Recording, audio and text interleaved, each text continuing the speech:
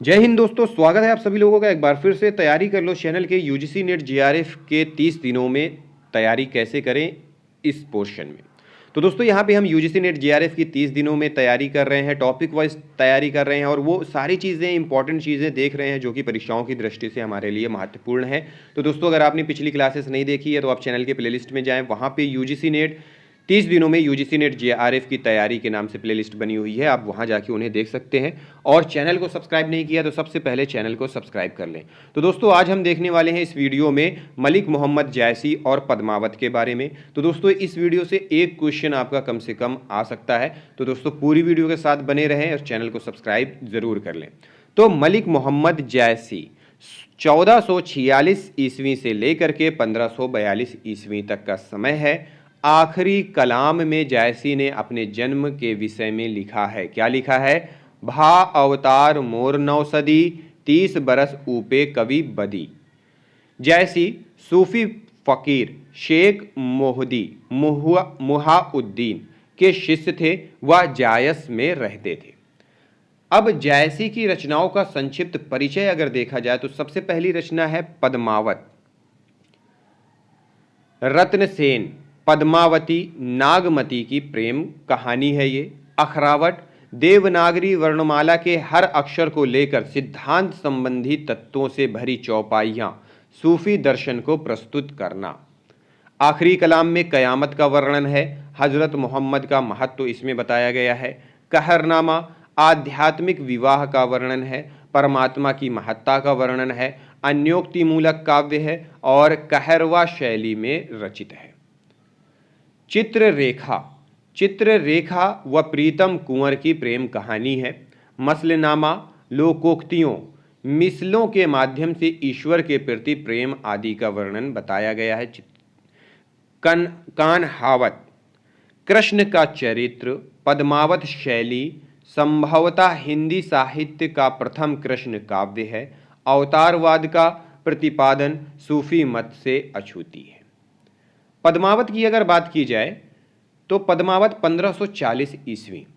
कवि ने पद्मावत के निर्माण काल के विषय में लिखा है। क्या लिखा है? सन 927 आहा कथा आरंभ बैन कवि कहा। जैसी ने 927 हिजरी अर्थात 1520 ईस्वी में पद्मावत का लेखन आरंभ किया और यह 20 वर्ष पश्चात अर्थात 1540 ईस्वी में पूर्ण हुआ। इसे अवधि का प्रथम महाकाव्य माना जाता है। इसमें 57 खंड हैं। उत्प्रेक्षा अलंकार की प्रधानता है। किसमें? पद्मावत में 57 खंड हैं। ग्रंथारंभ में शाहे वक्त शेरशाह की प्रशंसा की गई है। शेरशाह दिल्ली सुल्तानु चारहु खंड तपय जस भानु। पद्मावत का एक बांग्ला अनुवाद अराकान राज्य के वजीर मगन ठाकुर ने सन 1650 ईस्वी के आसपास आलो उजाला नामक कवि से करवाया था। आलो उजाला नामक कवि से। फिर है विजय देव नारायण शाही ने पद्मावत को अपने ढंग की त्रासदी स्ट्रेटेजी कहा है। शाही जैसी को मूलतः कवि ही मानते हैं। पद्मावत में अन्योक्ति व समासोक्ति दोनों के तत्व हैं, फिर भी यह समासोक्ति के अधिक निकट है। पद्मावत को प्रतीकात्मक काव्य कहा जाता है। यह भी ऑप्शन पूछ सकता है प्रश्न की, निम्नलिखित में से प्रतीकात्मक काव्य किसे कहा जाता है? तो यह अगर ऑप्शन में आता है पद्मावत तो पद्मावत ही होगा। या फिर यह पूछ सकता है कि निम्नलिखित में से पद्मावत को किस प्रकार का काव्य कहा जाता है। अब पद्मावत के प्रतीक पूछता है परीक्षाओं में, ठीक है। प्रतीक हैं और उन प्रतीकों का अर्थ है। रत्नसेन प्रतीक है जिसका अर्थ है मन, आत्मा, साधक। सिंहल जिसका प्रतीक है हृदय। पद्मावती का प्रतीक है श्रद्धा, सात्विक बुद्धि, परमात्मा। सुआ या हीरामन तोता इसका प्रतीक है गुरु। नागमती का प्रतीक है दुनिया धंधा, सांसारिक बुद्धि। राघव चेतन का प्रतीक है शैतान। अलाउद्दीन का प्रतीक है माया। ज्यादातर जो प्रश्न पूछता है वो हीरामन तोता से पूछता है, ठीक है। बुद्धि से पूछता है नागमती किसका प्रतीक है। हृदय, मन, इनका भी पूछता है।